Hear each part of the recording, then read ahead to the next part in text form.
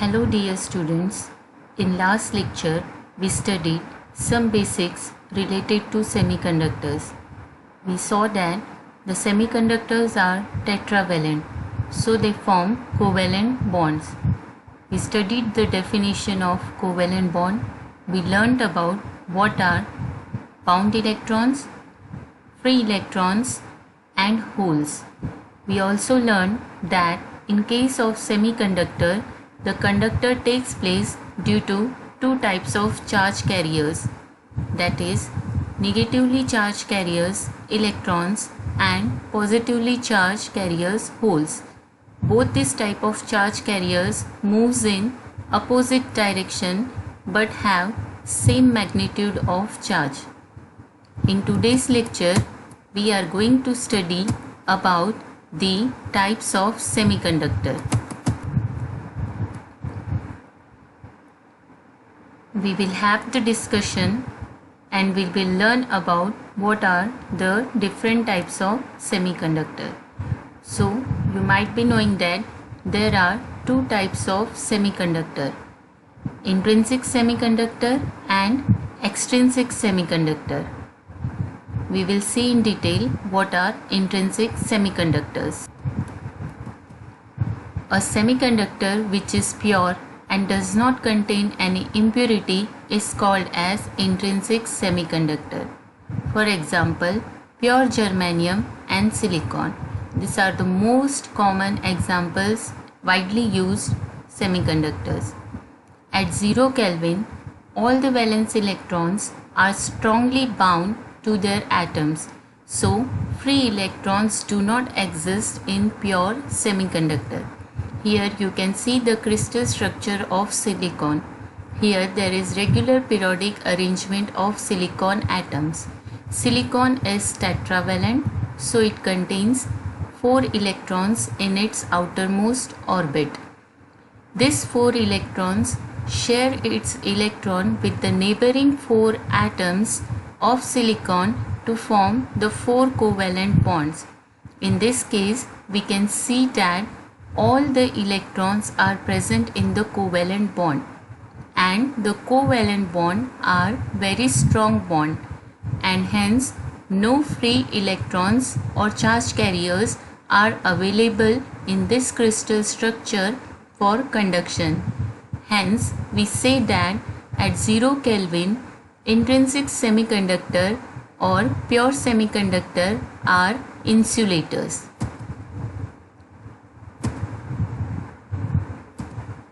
But at ordinary temperature, what happens then? Some of the bonds may break and electrons become free. Here you can see that suppose this bond is broken, then what happens?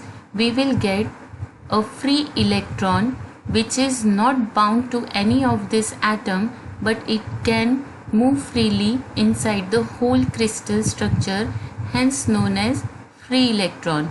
This free electron is very loosely bound to the silicon atoms, and the vacancy of this electron in the bond, covalent bond, is created, and this vacancy is nothing but it is known as hole. So by the breakage of bond in case of intrinsic semiconductor, we will get a pair of hole and electron. Hence the number of holes and number of electrons, that is number of positive charge and number of negative charge, are always equal in case of intrinsic semiconductor. But due to the non-availability of sufficient number of charge carriers, the electrical conductivity of pure semiconductor is very low. Hence we can say that intrinsic semiconductor, since have low conductivity, serves only in limited applications. It is necessary to modify and control the conductivity of intrinsic semiconductors and to employ them in manufacturing various useful devices.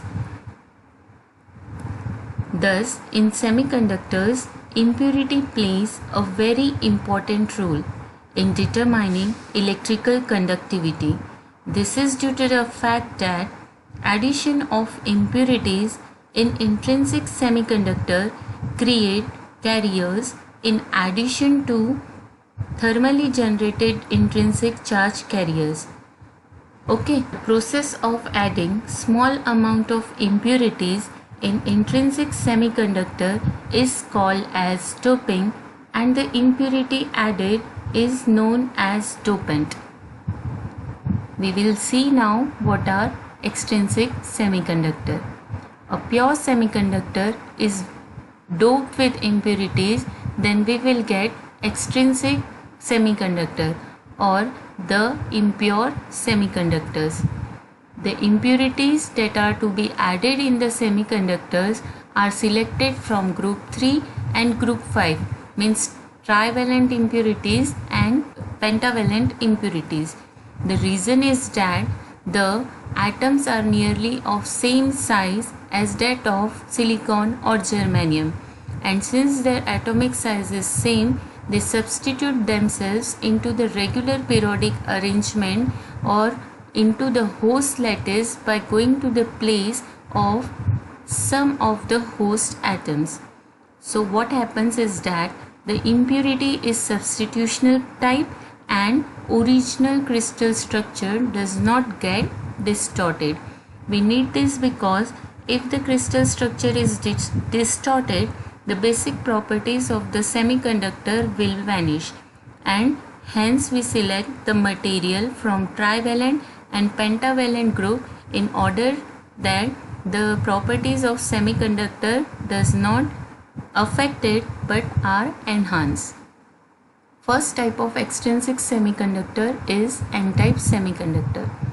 When pure semiconductor is doped with pentavalent impurities like phosphorus, antimony, bismuth, arsenic, etc., then n-type semiconductor is produced. Here we can see that pentavalent impurity has 5 valence electrons in its outermost shell. So if we add the antimony atom in this crystal lattice, since it is having the same atomic size, it goes to the regular periodic arrangement inside the crystal structure of the silicon. What antimony does? It replaces one of the silicon atom. Now since it has 5 electrons in its outermost orbit, it shares its 4 electrons with the neighboring 4 electron atoms and forms covalent bond, while this 5th electron remains free. So here you can see that this electron is free.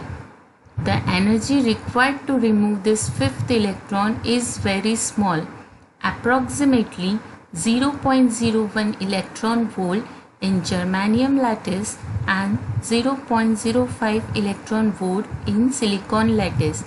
This energy is very small as compared to the energy gap for silicon, that is 1.12 electron volt, and energy gap for germanium, that is 0.7 electron volt, which is also representing the energy to break the covalent bond.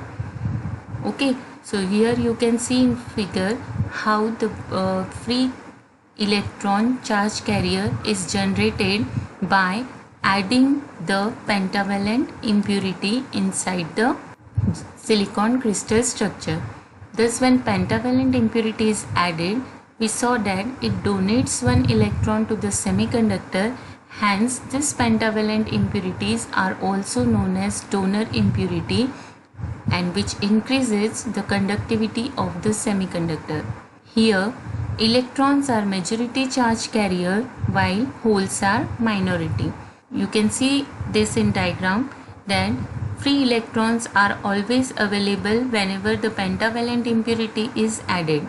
Now in addition to this, suppose this bond is broken. So breaking of bond, we know that creates a pair of electron and hole. So now this crystal structure due to breaking of one covalent bond gives 2 electron and 1 hole. So number of electrons, that is negative charge carrier, is greater than number of holes, that is positive charge carriers.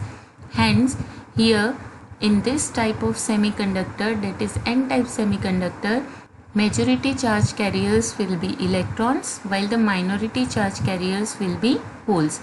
Now whenever the impurity is added, that impurity atom also have the energy level, and this impurity levels energy levels are also allowed energy level, and this is denoted by ED, and it is present in the forbidden energy gap, and it is present at a small distance just below the conduction or just below the bottom of the conduction band. Here in the diagram you can see that this is the valence band, this is conduction band. This valence band and conduction band is separated by forbidden energy gap. In this forbidden energy gap, you can see here there is the energy level of the donor atom or impurity atom denoted by ED. So here the transition from donor level to conduction band becomes easy. As I told you that this gap is just 0.01 electron volt for germanium while 0.05 electron volt for silicon as compared to this large band gap. So what happens? Conduction increases. We will see the next type of semiconductor, that is p-type semiconductor. When pure semiconductor is doped with trivalent impurity, then it becomes the p-type semiconductor. The impurities doped may be boron, aluminium, gallium, which all belongs to the trivalent group. Suppose again we add the impurity to the silicon crystal structure, then since it belongs to trivalent group, its atomic size is nearly same as that of silicon atom. So this boron atom will replace one of the silicon atom and goes to the regular periodic arrangement. Means it acts like a substitutional impurity. Now what happens? We know that since boron is trivalent, it contains 3 electrons in its outermost shell. To gain the stability, this boron atom forms 3 covalent bond with the neighboring 3 silicon atoms, but the 4th covalent bond remains incomplete. So this vacancy of electron in this bond is nothing but known as hole. So this void space, that is the space which is vacant in this bond, is nothing but known as hole. Okay, so in this case holes are generated when trivalent impurity is added. This impurity, what it does, because of this impurity there exists one vacancy of electron at the place of the hole. So that holes, what it does, it attracts the electron or accepts the electron from the neighboring silicon atom, and hence this type of impurity is also called as acceptor impurity. Why? Because that impurity accepts one electron from the crystal structure. Here holes are majority charge carrier while electron are minority. Because see, here hole is already present. Again, due to the breaking of bond, we will get a pair of electron and hole. So the number of holes will always be greater than number of electrons. So in case of p-type semiconductors, the majority charge carriers will be hole and minority charge carrier will be electrons, and that's why it's getting its name depending upon the majority charge carrier, that is p-type. Similarly, n-type semiconductor got its name because it has a large number of negative charge carriers as compared to positive charge carriers. Now when the impurity is added and allowed energy level EA, a very small distance above the top of the valence band is formed as shown in the figure. Again in this figure you can see this is valence band, this is conduction band separated by forbidden energy gap, and the acceptor impurity level is present just top of the valence band. And again this distance is very small as compared to forbidden energy gap. So transfer or transition of electron from valence band to acceptor level becomes very easy, and hence the conduction increases in case of p-type semiconductor. So this is all about today's lecture, that is the types of semiconductor, in which we learned what are intrinsic semiconductor and how the properties of intrinsic semiconductors can be enhanced by doping impurities in them and making extrinsic semiconductor. We also learned that there are two types of extrinsic semiconductor, p-type and n-type. So this is all about today's lecture. In next lecture we are going to learn about the Fermi level. So till then, goodbye.